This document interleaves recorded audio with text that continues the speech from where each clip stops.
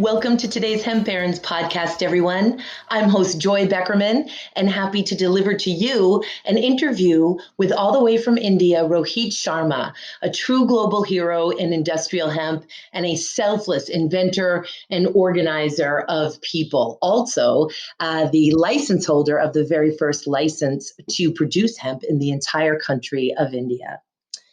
And also, we must take a moment to tribute and mourn who we know as the notorious RBG. Justice Ruth Bader Ginsburg has transitioned to the other side, having fought so many good fights. I would not be able to do justice here in this weekly address to mention all of them. I love Vogue's title of their tribute to her that came out as I record this message, 5 feet tall but towering over all of us. That's who Justice Ruth Bader Ginsburg is.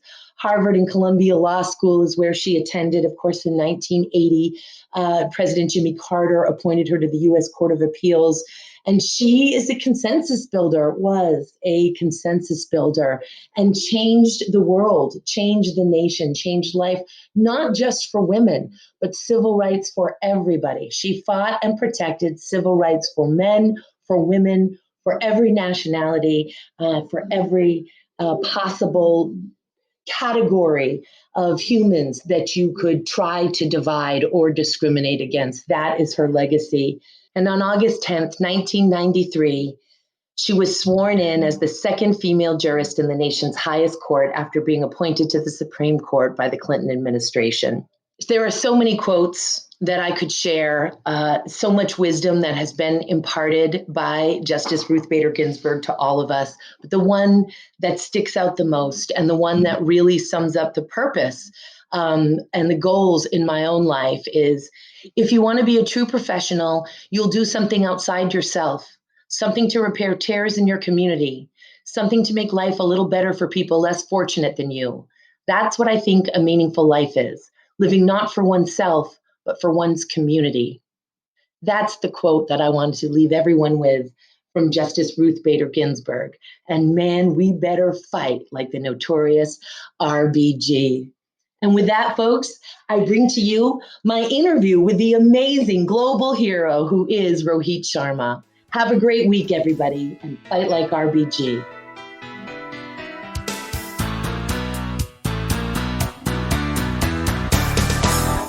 Well, welcome to Hemp Barons. Thank you so much for being with us today, Rohitt. Thank you, Joy. Thank you for inviting me on your podcast.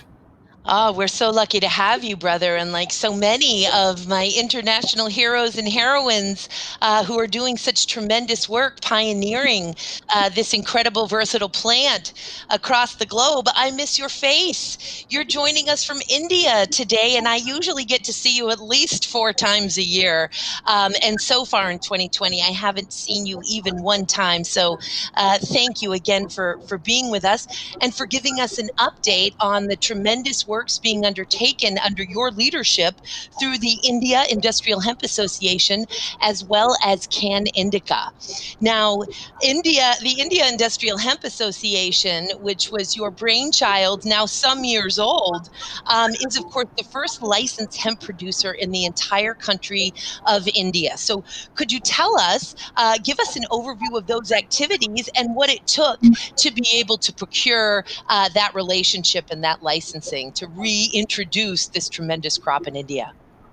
Well, it was not that easy like as around the world. It took us almost 5 years to reach that stage where we got the first license and to explain the government how important this plant is, how we were a part of this plant in our country and it's in our tradition and a lot of other things, and how world economy is trying to boom around this plant. So yes, so we first started with building our technical team, which we made it quite strong. Because if you don't have a technical know-how about anything, it's you can't explain the government with just speaking about good things about things. You have to prove some facts and figures and investments and a lot of other things. So so it was not easy. It sounds like it's way back because it's now already 3 years we have been cultivating hemp now. and we are already planned launching hemp policies in other states of India, and which will be bigger than this state. And but the best part about this is whatever we said to the government, which whatever we explained to the government, hemp proved its value, and hemp proved the value to the farmers in the valleys, and where there was job issues and they were migrating from these villages, and these villages were called actually ghost villages because there were only old people. Every young people used to just travel out. So we took that as you can say a thing for to explain the government, like we can rehabilitate your villages, and if there is a economy going on which is related to farming, which is a value and money is coming, so they will not migrate. And we saw that people actually coming back in the villages and start working around hemp. You know, I wish that just straight up grassroots activism would do the trick. And certainly grassroots activism in so many ways does, because voices are heard. Folks can say, please support this bill, please support this initiative, but may not, of course, have that scientific or technology or even economic background. Oftentimes, it's not just the science, as you well know, and the technology that needs to be explained to lawmakers, policymakers, and authorities, but also the economic interest in those driving factors, and which is compounded since hemp's history is so old due to the global prohibition of the crop. We don't have recent historical data to give to these lawmakers and policymakers. So tremendous that you put such a team together, and that you yourself, of course, and the intellect that you have garnered quite proactively and availed yourself of information and science that allows you to articulate and put forth these measures, and are now actually growing the crop. Now, when we talk about coastal villages, or sort of non-first world areas and regions, which many countries have these regions, whether they're first world or not, primarily, we are talking also about low-cost technologies, a way, of course, that we can make infrastructure happen. Growing the plant, that's a tremendous accomplishment. But now we have to take that longest, strongest fiber in the world and somehow harvest it, process it, create the infrastructure for it, so that we can make these thousands of products out of the plant itself. And then, of course, the extraction, which we're going to get into in a moment. Could you talk to us a little bit about these low-cost technologies that you are developing or are aware of that helps make the crop more accessible for folks with low technology to be able to use it and be a part of the supply chain? Yes, Joy. Technology is the winning point of any new industry. If you don't have good technologies, you can't win the battle. We are winning. We will be winning the battle because of the technologies in future. Because when I was traveling, and it's almost a decade now, around the world, the hemp or processing units are primarily coming from Europe and various other countries, where these machines are $1 million expensive, and it's hemp. I felt at that time like adaptation of hemp plant cannot be so expensive that in the wildest dream, a simple person who wants to, a small farmer wants to grow hemp and for a small acreage, and they cannot spend so much of money on these expensive machineries. And India also, and Africa also, and there's so many other countries, they can't afford these kind of machineries, and they are primarily were not available when I started looking, and it was a challenge. So I started digging out in a lot of engineering companies, and also we made one company with the engineers who build it, all these machineries, and now we build all the machineries related to hemp in India, which are from is you can buy one machinery which can be just good for one small farmer to the large size, whatever you want, and the prices we kept like so under the limit that where we checked on one price which were costing around us almost 5 million euros, and we had that machinery is few $100,000. So this kind of technology we bring, and but the technology has never ending. We are still in an R&D of making it better and better. For example, fiber decortication. People around the world think fiber decortication is the thing about just ripping off the fiber from the herds, and that's how the fiber is made. That's not true. But like the retting is more important. You know it better because you have been traveling around Europe and have been in the part of fiber industry. But a lot of people don't know about how fiber should be treated or retted.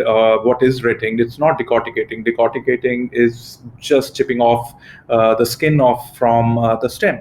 So we made a technology which is an anaerobic technology, where in anaerobic technology you don't waste water and you keep recycling the clean water with the bacteria, and bacteria eats the lignins, and the lignins are and the lignins loosed in the which are in the water, they are again eaten by the bacteria to make it fresh, and from that you generate methane.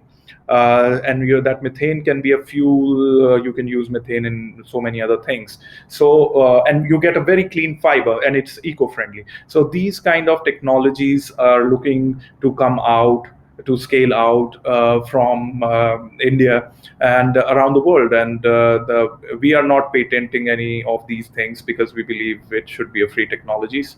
And then coming to CBD or any medicinal sites, we also made our own machineries. We were stuck with a lot of Chinese machineries, or there are some international like VTA, Pope, and various other machineries were there. But we started building our own CGMP machine setups, from a lab scale to a full scale, like tons and tons you can process, and the biomass you can process.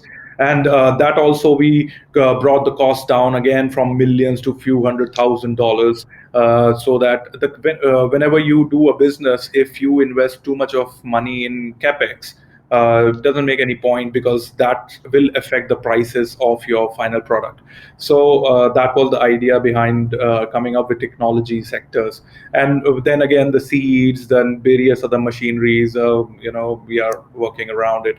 Biotechnologies, we are working around growing a lot of cell cultures of a lot of high grade, low cannabinoids, which are so low in the plant, where we can just grow them in by biotechnologies, and people can benefit as a medicines from those rare cannabinoids also.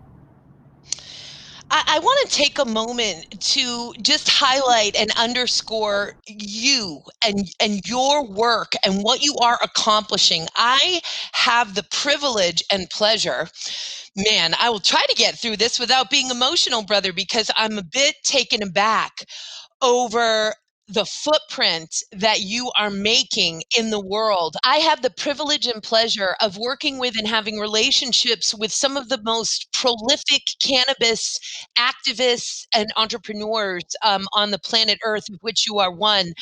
There is not a single one, Rohit, that checks all of the boxes. That, I mean, I don't know how one person could be accomplishing what you are accomplishing, brother, without the most dedicated commitment and at least 16-hour days. And while you're managing a marriage and being a father, so we're talking about law and policy, bringing forth the liberation of the plant, at least that one precious first license, thanks to you, farming the plant, harvesting it, being involved in technology and equipment to harvest and process the plant, but not just that, from an ecological perspective, and the technology that you're talking about just on the retting. And so the listeners know an easy way to think of what retting is as rotting or decomposing, where we have to break up those lignans. Lignans is a very sticky material. It's what gives plants their rigidity. In fact, there's so much lignin in trees. That's why they're so solid. If you punch a tree, you'll hurt yourself. There's just so darn much lignin, etc. And it takes so many chemicals to break that wood cellulose down and turn it into pulp for paper, which needs to be bleached because all of that dark lignin. And here we have Rohitt talking to us about a technology that's been invented, an anaerobic technology that eats that lignin, keeping the water fresh, telling me right there, no bleach, no dioxins in the water table, and then it creates methane. We're talking about regeneration beyond sustainability, these technologies.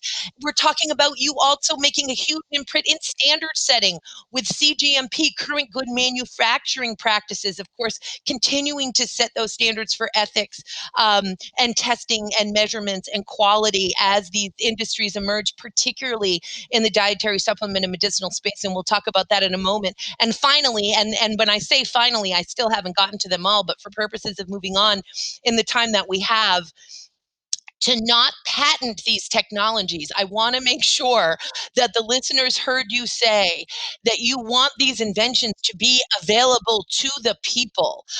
This is the heart of a citizen, of a global citizen of epic proportions. And I really want to take the time in this platform to highlight, Rohitt, the tremendous amount of work and commitment that it has already taken to make these accomplishments, which people generally wouldn't do in a lifetime. And I got a feeling you're just getting started, brother. And with that, as we move into the medicinal and dietary aspects of extract, and we'll get back onto fiber, talk to us about the very deep history that India has in health through Ayurveda sciences and some of those recipes and the footprint that cannabis has within those India traditions. Well, as I said, we were talking, cannabis is a traditional plant in India. We are drinking cannabis when we were young kids, as on Holi, on our festivals, and it was completely okay. Like, it was a traditional drink, and we used to have fun, drink cannabis, and get that on one day, and no parents used to mind that. And suddenly, when we grew up, and it's sometimes you see, if you come to India, you will see cannabis growing all over the place. You're walking, there is cannabis on left and right, everywhere. So never thought like it that what is the value of the plant. The value of the plant goes way back, like 5,000 years back. And in our books, cannabis is written that it is a herb that which has properties of even getting the dead back. It's written in the books, like you can get the dead back from cannabis, and it is one of the holiest plant. And we even tribute this plant to Lord Shiva on the festivals. So when you give something to God, obviously God will have something good, not bad thing, for sure. So Ayurveda came nobody actually knows how long, how many years back Ayurveda was written, but people have the books, and we follow those practices. It over the time period, it has been getting advanced and advanced and advanced. Where people used to detest Ayurveda around the world, now people are accepting that the natural therapy is way better than any allopathic therapy around the world, because it's nature, and we come from nature. We have a connection with nature, and nature will not harm you. So Ayurveda based on that. So Ayurveda, in cannabis and Ayurveda, there is no language which says it treats cancer, or it will treat epilepsy, or it will treat any PTSDs, or any other things. Like, now we see these diseases. What is the factor? Maybe they are man-made diseases, because at that time these diseases were not there. So that the major diseases which are covered under Ayurveda are called Pitta and Kapha, and there are various others.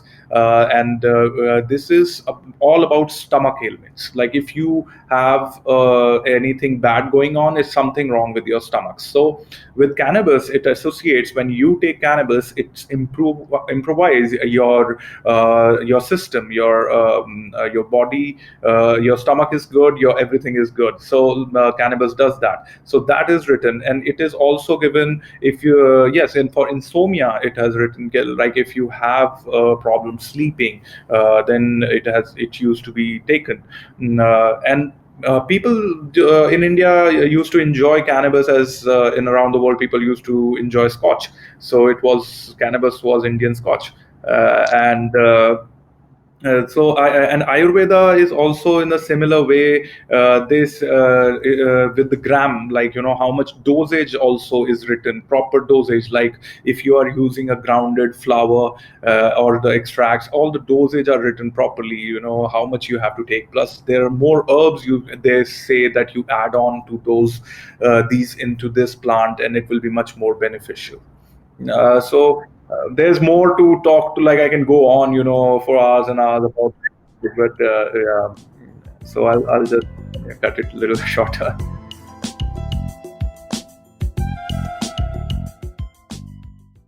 No, indeed, brother. The science of nature is fascinating, and we have everything that we need to live healthy lives right here in nature, and the synergistic effects of the herbs and plants and funguses that nature has to offer us. It's beautiful science, and I'm just thrilled watching it all unfold, especially even with the advent of the liberation of mushrooms as well.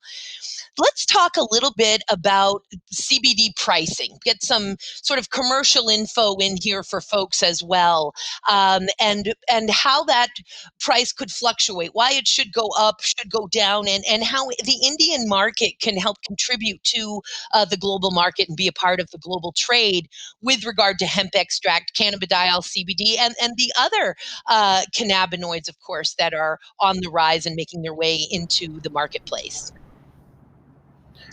Well, it takes me back when it's almost a decade now. When CBD, people didn't even know about what is CBD, and there was in 2013. I remember we got CBD got like last in the second session. Last one few minutes round of somebody should speak about CBD, and nobody knew about CBD at that time. And that time, CBD used to get sold at $120 a gram. And it was in Cologne when, Darwin was there, and I was there, Boris was there, and there was one more guy. I forgot his name. Yeah, so we were sitting, and it all came like CBD will be the new thing, and nobody knows about CBD right now, but it will come up, and it's $120 a gram. I said, what? $120? Like if you're giving a medicine $120, everybody wants it every day. You should be a billionaire. So I said it should be sold like aspirin. It should be that easy to be available. It all started in my mind at that time, and I myself sold CBD. I dropped the price from $120 to $60, and from $60 to $25, and $25 to $15, and $15 I stopped because after that America took a big leap on bringing so much of CBD, and a lot of players are there. But the target is that, see, if you are making medicine, either you make Ferrari or you make a locomotive which everybody can use, or if you are making Ferrari, only few can enjoy. So CBD should not be a Ferrari. It is a necessity for dying children, for who are having epilepsy. Just ask their parents like how much it hurts their pockets when they go and buy, and at that time it was $140 and all. So yes, the answer is the prices should definitely go down, and I will make sure it will go down to a cent. So the thing is, it is no harm. It will give no harm or impact on any businesses around the world, because when the price will go down, the demand will go up. Demand will go up such a way that it will be sold like a Coke. When you sell a Coke, you have said don't sell a few 100,000 pieces, you sell billion and trillion pieces. So, but the masses can access that. Should have a mass reach. It should not be confined to few people who can afford it. So definitely CBD prices are go down. Already it has gone down. The like isolates are going down. Like, oh, I've just heard like at 50 cents. In India, I have already produced for 10 cents. So I will get it down to 1 cent if I have to, and maybe absolutely free if it is so much. So the thing is, the business is growing. When the business grows, the demand grows, and when the demand grows, the prices go down, and it will. Everybody is getting benefit out of it. That's why every day we hear the CBD, but not only CBD. People are talking about CBD. Nobody's talking about other cannabinoids. People are just taking away the THC benefits. People are taking away the other full spectrum benefits. Now I have seen where the people were running for isolates, everybody was running for isolates. They have changed their mind and they want to go for broad spectrums and full spectrums, and because they realize that's it's full. Coming back to Ayurveda, which you asked, Ayurveda does not define whether there is THC or CBD. So in India, I'm privileged to launch THC and CBD and all of them, everything, because we don't define our cannabis medicines as only no THC plant. It has to be a complete plant profile. So I'm launching this product called iSpots in 2021. Everything is set to be almost very cost-effective product for Indian market, and it will be almost 10 times lower than anything you are getting in India, and broad spectrums and full spectrums with high quality varieties. These oils will be. And it will be much more affordable. Just to set a mark, like this is possible. It's not like an impossible thing to do. Creating the reality of it and blazing that trail so that others can follow you. And I want to make sure we understood the name of it. Did you say Icebox is what you'll be launching?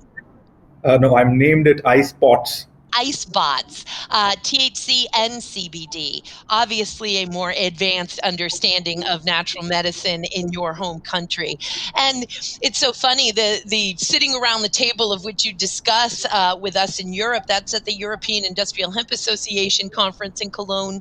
And I remember in 2015, I have records of bringing in isolate, and it was $65,000 a kilo.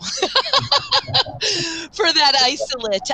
And thank you for not only bringing the price down into the cents, but for doing it and striving in a current good manufacturing practices against CGMP, highest standards for testing, measurement, quality, safety, environment, just really blazing that trail.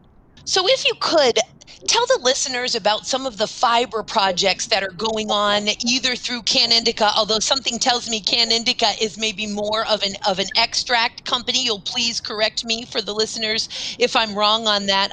And the fiber projects that India Industrial Hemp Association is engaged in, whether small scale or for research and development or straight up commercial purposes. What's going on with the stock of that plant? So fiber is Asia's big pride. China or India, or we are very strong always on whether it's a hemp fiber, it's a flex fiber, it's a remi fiber, it's a pineapple fiber, bamboo fiber. We have everything. All plants have fiber. We make out everything from those fibers. So fiber technologies and fiber goes in Asia way back. So in even hemp fiber in India, also ages back, people used to make ropes from hemp fiber for their cattle. And people used to make footwear from these hemp fiber, and it's not they used to make. You can come to India, they still make it. There are tribes, they make these hemp fibers footwear, they make bags out of it by hand. So hemp fiber has a long history.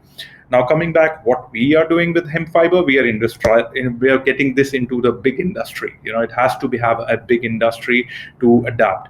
And India, standalone, we have a demand of 100,000 tons with our buyers to buy fiber.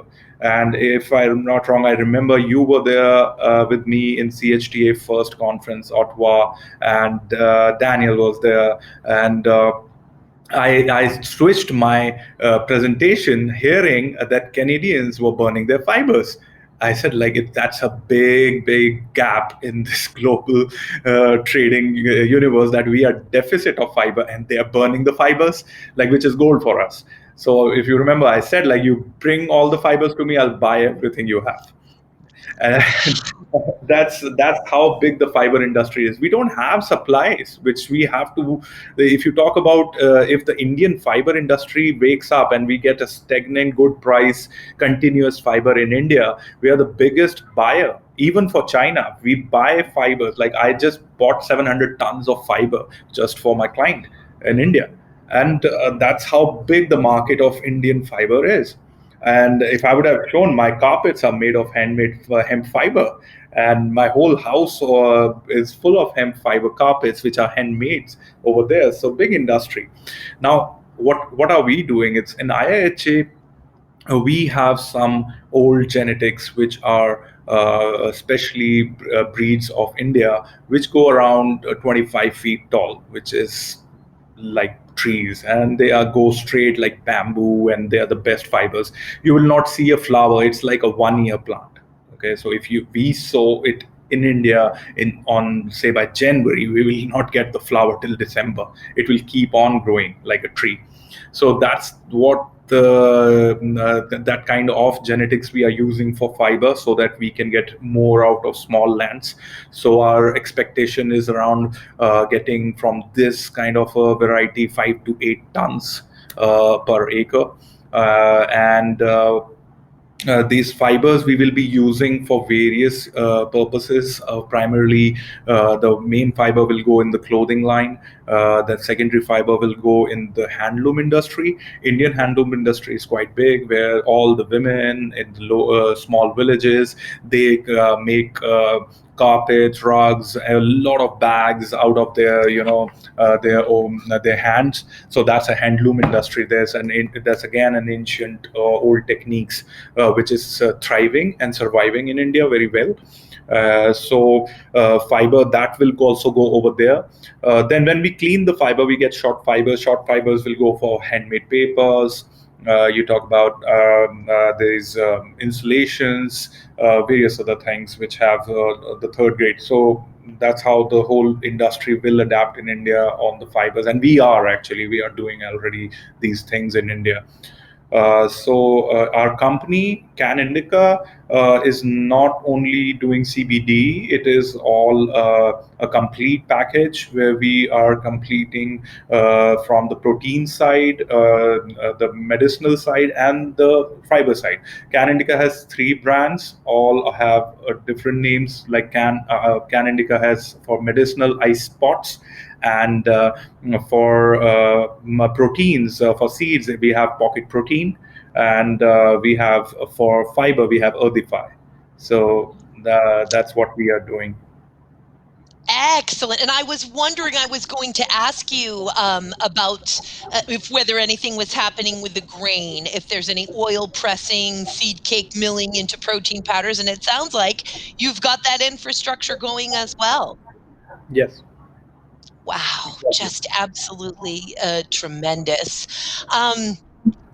And I also want to make sure, of course, that any new listeners know, and I say it all the time, that while hemp may look like flax or canaf or other fiber plants while it's growing on the microscopic level, the cellulosic makeup of hemp is incredibly unique. There is no other cellulosic makeup of a plant fiber anywhere, or a biological fiber anywhere on the planet. In fact, it is said that on the nanoscale, a nanometer being a billionth of a meter, so an infinitesimal unit of measurement, hemp is second in surface area and strength only to graphite whiskers and carbon nanotubes, which of course are cost prohibitive materials, man-made materials, just on a research and development level, to say nothing of being able to manufacture products that mere mortals could purchase. So The fact that you're delving into this area, I think, on every level, from the most rudimentary, as you say, hand loom carpets to carbon nanotubes, air and space, supercapacitors, energy, battery storages, and everything in between, textile, paper, building materials, biocomposites, just such a feat. Before we part, Rohit, is there any message, a global message or otherwise, that you want to make sure you communicate to the Hemp Barons audience? Well, that's always a tough one for me to give a message. I'm good with work and work talks, and not a messenger. Uh, Totally. well, we should cover, like, we have made bioethanol in 2013. I started the trial, and with the herds, we have made bioethanol, and where people are not finding it tough, where they use flowers of CBD, and what to do with the herds. So much of herds comes. You can We have already a 5G technology which can convert those herds into a bioethanol, CO2 in one go, and power also can be generated. So the farmers who are making and producing CBDs, it will be helpful for them to put a small bioethanol plant, and that bioethanol they can use for their extractions, as well as obviously other things. So that also was one of the technologies we achieved. I think that was 2 years back. It's already an old technology for us. No, and thank you so much for that. And what a great concept to close on, as here in the United States, the U.S. Department of Agriculture has reopened its comment period regarding its interim final rule for the domestic hemp production program, where disposal of non-compliant hemp, anything that is above 0.3, is definitely at issue, among a multitude of other issues in the interim final rule that were unduly influenced by the DEA, as testified before Congress, said the Secretary of the USDA just recently.